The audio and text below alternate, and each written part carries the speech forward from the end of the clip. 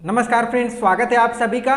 Percentage जो होती है ना, वो कितना महत्वपूर्ण होती है आपको ये भर्ती देख करके समझ में आती होगी, बार बार आती होगी। कई बार ये भर्तियां निकलती हैं, जबकि हमारे बहुत से ऐसे गणितज्ञ, बहुत से ऐसे साइंटिस्ट, बहुत से ऐसे और क्या बोलते हैं मोटिवेशनल लोग कह चुके हैं कि परसेंटेज जो होती है कभी भी आपको जज नहीं करती है। मतलब परसेंटेज आपके अंदर की काबिलियत को नहीं बताती, परसेंटेज तो बस एक मार्क्स होती है। लेकिन ऐसा नहीं है।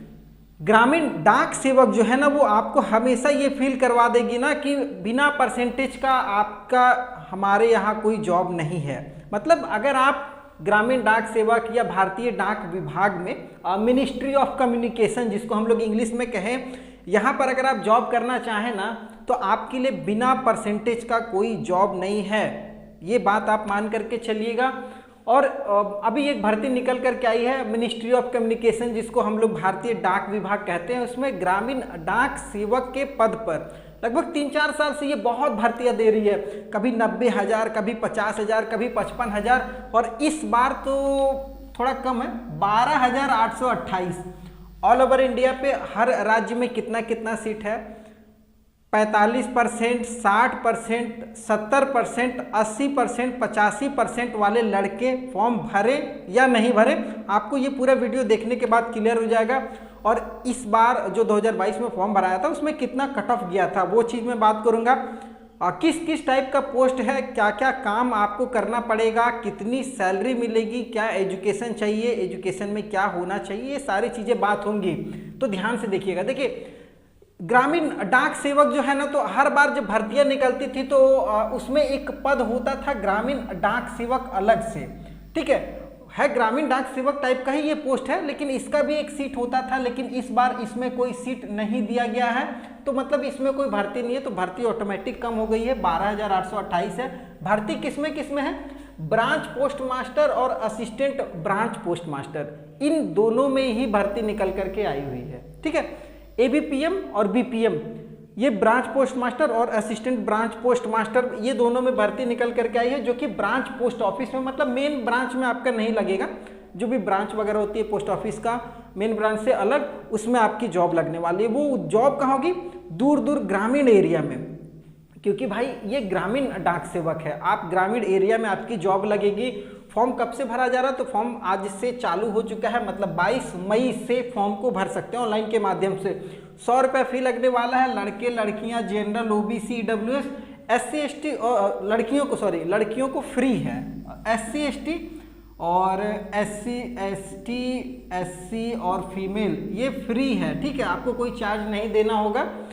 जबकि पुरुष में जनरल, ओबीसी, ईडब्ल्यूएस वाले को 100 रुपये चार्ज लगेगा। लास्ट डेट है 11 जून। ठीक है, इस डेट के अंदर आपको फॉर्म को भर लेना। इसका साइट बहुत आराम से चलती है, कोई दिक्कत नहीं है। अगर बाई चांस फॉर्म भरते समय कोई मिस्टेक या कोई गलती हो जाती है, या कई बार क्या होता है ना, कई लोग आपका परसेंटेज नहीं डालते, CGPA में मार्क्स होता है ना 6.5, 7.5, वैसे भी डाल देते हैं। तो ये वाला चीज़ जो गलती करते हैं ना, ये बहुत महत्वपूर्ण, और आपका डिक्वालिफिकेशन हो जाता है, मतलब आप सिलेक्शन में नहीं आ पाते। कई बार 9 CGPA, 8 CGPA आने के बावजूद भी आपका मेरिट लिस्ट में नाम नहीं आता। तो ये सब गलतियाँ करते हैं। आपको परसेंटेज में हमेशा डालना है। जो भी मार्क्स रहेगा ना, वो बहुत महत्वपूर्ण है। जैसे मान लीजिए आपका परसेंटेज है 88.93, और हम लोग जनरली क्या करते हैं ना, 88 बस डाल देते हैं। ये गलती कभी भी मत कीजिएगा। आपका जो परसेंटेज हो वो पूरा 4 अंक का डालिएगा, क्योंकि होता क्या है ना कि कई लाख बच्चे फॉर्म भर रहे हैं और इसमें बहुत अंतर हो जाता है। मान लीजिए आपने 88 केवल डाला था और किसी का 88.91 था और उसका सिलेक्शन हो गया और आपका नहीं हुआ। कितना अफसोस लगता है ना भाई। 88.91 था और जबकि आपका 88.93 था, आपका नहीं हुआ, 91 वाले का हो गया, क्योंकि आपने तो केवल 88 डाला था, 91 तो डाला ही नहीं। तो ये सब सारी चीज़ें देख लीजिएगा, ये पूरा परसेंटेज डालना है। ठीक है, अगर इस तरीके की कोई गलती हो जाती है, अभी भी फॉर्म भर लिए हैं, तो अगर सुधार करना है ना, तो 12 से 14 जून के बीच में, मतलब 3 दिन का समय है, 12, 13, 14 जून को आप फॉर्म करेक्शन कर सकते हैं। ये सारी चीज़ें सुधार कर सकते हैं। एज की बात करेंगे, 18 से 40 साल गवर्नमेंट में भाई 40 साल ये भारतीय ग्रामीण डाक सेवा की दे रही है। और अगर आपकी उम्र बहुत सारे एज मतलब जॉब के लिए पार हो चुकी है तो आप इसमें आराम से फॉर्म भर सकते हैं, लेकिन उसके लिए परसेंटेज चाहिए। अब ये नहीं कि आप कुछ भी हो, एज भाई बहुत ज़्यादा है तो हम भर देते हैं, वैसा नहीं है, ठीक है, बता दे रहे हैं। 18 से 40 साल एज चाहिए। कब? 11 जून 2023 को लास्ट इसका कट ऑफ डेट है। मतलब इस बार जो 11 जून आने वाला है उस दिन तक अगर आपका 18 साल हो जा रहा तब तो ठीक है, नहीं हो रहा तो फिर अगले बार की तैयारी कीजिएगा। 40 साल 11 जून के बाद अगर हो 11 जून तक हो गया है तो फिर नहीं भर सकते, ठीक है। ये सब सारी चीज़ें देख लीजिएगा। SC/ST को 5 साल की छूट है, OBC को 3 साल की और विकलांग कैंडिडेट को 10 साल की छूट है एज में। मतलब SC/ST वाले 45 साल तक फॉर्म भरेंगे, OBC वाले 43 साल तक और विकलांग कैंडिडेट 50 साल तक। मतलब 50 साल पर अगर फॉर्म भरेंगे तो 10 साल और आपकी जॉब बचेगी, ये ध्यान दीजिएगा, ठीक है। तो ये हो गई एज की बात। एजुकेशन की बात करेंगे तो बोला गया है मात्र 10th पास। केवल 10th पास आपको लग रहा है ना, यहीं पर ही सबसे बड़ा खेल होता है। क्या बोले 2022 की अगर मैं कट ऑफ की बात करूंगा तो 3rd राउंड का काउंसलिंग का कट ऑफ आया और लगभग 88, 91, 93 इस तरीके से परसेंटेज गया हुआ है। 88 मतलब कैटेगरी में SC/ST इन लोगों की बात कर रहा हूँ, जनरल में तो 91, 93 ये हर बार का है। और एक चीज़ हमें ये नहीं समझ में आती कि 91, 93 वाले परसेंटेज जो बच्चे लेकर के आते हैं वो क्यों ग्राम डाक सेवक में जा रहे हैं, फॉर्म भर रहे हैं, इसमें जा रहे हैं, जॉब कर रहे हैं। भाई आपके लिए बहुत अच्छी अपॉर्चुनिटी है, लेकिन लड़के इसमें बहुत ज़्यादा प्रेफर कर रहे हैं। उससे होता क्या है ना कि जो कम परसेंटेज वाले, मान लीजिए 70%, 80% वाले जो लड़के हैं जिनके अंदर टैलेंट है, वो तैयारी भी कर रहे कई एग्ज़ाम की, लेकिन वो इसमें फॉर्म भर कर के भी उनका सिलेक्शन नहीं होता है, जबकि वो किसी और अच्छे गवर्नमेंट पोस्ट में चले जाते हैं। और जो 90-95 वाले बच्चे वो इसमें आ जाते हैं। तो ये थोड़ा सा गवर्नमेंट को या मिनिस्ट्री ऑफ कम्युनिकेशन को इन चीज़ों पे ध्यान देना चाहिए। इसमें एक छोटा सा एग्ज़ाम ले ले, सिंगल एक प्री ही कर ले कि भाई एक छोटा सा एग्ज़ाम होना चाहिए कि भाई हम आपको जॉब दे रहे हैं तो आपका एक छोटा सा एग्ज़ाम होना चाहिए, जिससे क्या होगा ना कि हर एक बच्चे को इक्वल अपॉर्चुनिटी मिलेगी, बराबर हर किसी को मौका मिलेगा, चाहे उसका कम परसेंटेज हो या फिर ज़्यादा परसेंटेज हो, हर किसी को अपॉर्चुनिटी मिलनी चाहिए। क्योंकि टैलेंटेड बहुत है, ज़रूरी नहीं है कि 70 से 80 वाले में कोई टैलेंट ही नहीं है। भाई आपका कम परसेंटेज है तो आपके अंदर कोई टैलेंट नहीं है, ऐसा तो होता नहीं है। कई बार 90%, 95 वाले को 80%, 60 वाले भी कंपटीशन अच्छा खासा देते हैं, और ये प्रूफ है, आज नहीं पुराने प्रूफ है, देख सकते हैं। एजुकेशन में बात करेंगे तो 10th पास होना चाहिए। 10th में आपका मैथ और इंग्लिश ये मेन सब्जेक्ट होना चाहिए। अगर आपने ऑप्शनल वगैरह में मैथ या इंग्लिश लिया तो भी नहीं भर सकते हैं, ये मेन सब्जेक्ट होना चाहिए, मैथ और इंग्लिश ये है तो फॉर्म भर सकते हैं। और उसके साथ साथ लोकल लैंग्वेज होना बहुत ज़रूरी है। लोकल लैंग्वेज मैं क्यों बोल रहा हूँ, जैसे मान लीजिए अगर आप महाराष्ट्र के रहने वाले हैं तो महाराष्ट्र में जो लोकल लैंग्वेज चलती है ना, वो कोंकणी और मराठी वगैरह चलती है, तो आप वहाँ पर जॉब करेंगे। अगर आपके 10th में ये लोकल लैंग्वेज वाला सब्जेक्ट नहीं है तो आप कैसे भाषा का ज्ञान आपको होगा, कैसे वर्क कीजिएगा। इस वजह से लोकल लैंग्वेज मांगा गया। अगर नहीं है तो बहुत दिक्कत है, सिलेक्शन होने में बहुत मुश्किल है, लोकल लैंग्वेज होना जरूरी है, ठीक है। उसके साथ साथ ये तो तीनों महत्वपूर्ण था, उसके साथ साथ कंप्यूटर और साइकिल चलाने आता है तो अति उत्तम है। और थोड़ा सा मतलब गरीबी में रहना जिसको कह सकते हैं, मतलब जो शुरू से AC में रहे हैं उनके लिए नहीं, जो मतलब ग्रामीण गांव एरिया में भाई मच्छर वगैरह काटेगा उसका उपाय करना, अपने से रोटी वगैरह बनाना, ये सब सारी चीज़ें अगर आपके अंदर है तो आप इस फॉर्म को भर सकते हैं।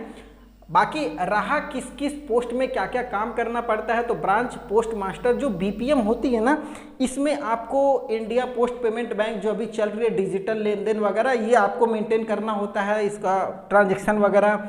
उसके बाद पोस्टल ऑपरेशन, चिट्ठी वगैरह, स्पीड पोस्ट वगैरह सब सुचारू रूप से चल सके। मार्केटिंग और प्रमोशन, मान लीजिए भारत सरकार की कोई योजना है या ग्रामीण डाक सेवक या पोस्ट ऑफिस का कोई योजना है, इन सब चीज़ों का प्रचार प्रसार करना, B2B P2P सर्विस का प्रचार प्रसार करना, ये सब सारी चीज़ें आपको करना होगी। ब्रांच पोस्ट मास्टर को लोगों के घर घर तक जा करके या फिर पोस्ट ऑफिस में बैनर वगैरह लगा करके फुल रिस्पॉन्सिबिलिटी होती है ब्रांच ऑफिस का। मतलब आप एक तरीके से वहाँ के कर्ता धर्ता है, मालिक है आप अपने ब्रांच के, तो आपकी सारी रिस्पॉन्सिबिलिटी होती है। और अगर भाई इतना आपके ऊपर रिस्पॉन्सिबिलिटी है तो आपका थोड़ा सा सैलरी भी अच्छा खासा रहेगा, 12,000 से 23,980 रुपये, 12,000 मिनिमम है। अगर देखा जाए तो 14-15 18-20 तक सैलरी बन जाती है, 20 तक मान करके चलिए, 20,000 तक सैलरी बीपीएम की बनती है और आराम से जॉब इसमें कर सकते हैं।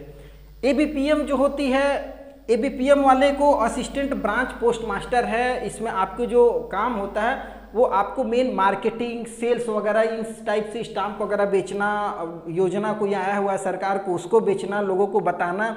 और बीपीएम वाले जो आपके हेड हैं उनका जो ऑर्डर आता है उनको फॉलो करना, या आपसे जो सीनियर है उनका जो ऑर्डर आता है आपको काम करना होगा उस पर। उसके साथ साथ डिलीवरी करना, चिट्ठियों वगैरह का पेमेंट वगैरह, जैसे पेमेंट आपका बैंक वगैरह है, पोस्ट ऑफिस पेमेंट बैंक, उसमें पैसा वैसा का लेन देन वगैरह सारा कुछ मेंटेन करना, रिकॉर्ड मेंटेन करना, मार्केटिंग, प्रमोशन, प्रोडक्ट समझ ही चुके होंगे। सैलरी की बात करेंगे तो 10,000 से लेकर के 24,400, 18,000 तक आराम से सैलरी बन जाती है। थोड़ा सा मुश्किल होता है शुरू में, ट्रेनिंग में रहिएगा तो 10 तक मिलती है, उसके बाद धीरे धीरे बढ़ते जाती है। और अगर अलावेंस वगैरह की बात करेंगे तो होम अलावेंस वगैरह एकोमोडेशन मिलता है इसमें आपको, अगर दूर एरिया में है तो थोड़ा मोड़ा फैसिलिटी और मिलेगी बीपीएम वगैरह में। रहा बात किस राज्य में कितना कितना सीट है और कौन कौन सी भाषा बोली जाती है, क्या आप दूसरे राज्य से फॉर्म को भर सकते हैं, ये बहुत महत्वपूर्ण है।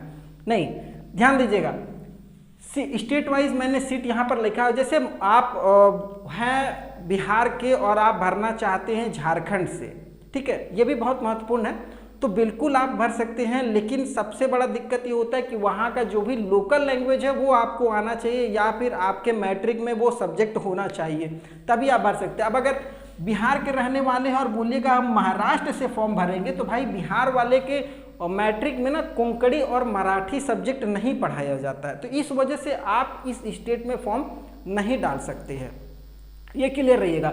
हाँ, बिहार वाले जहाँ हिंदी पढ़ाया जाता है, जैसे छत्तीसगढ़, यहाँ पर आप भर सकते हैं, झारखंड में भर सकते हैं, राजस्थान में जा सकते हैं, उत्तर प्रदेश में भरिए, उत्तराखंड में भरिए, यहाँ पर आप भर सकते हैं। इस एरिया में आप अपना सेलेक्ट कर सकते हैं, लेकिन जहाँ पर आपका लोकल लैंग्वेज नहीं वहाँ नहीं भर सकते।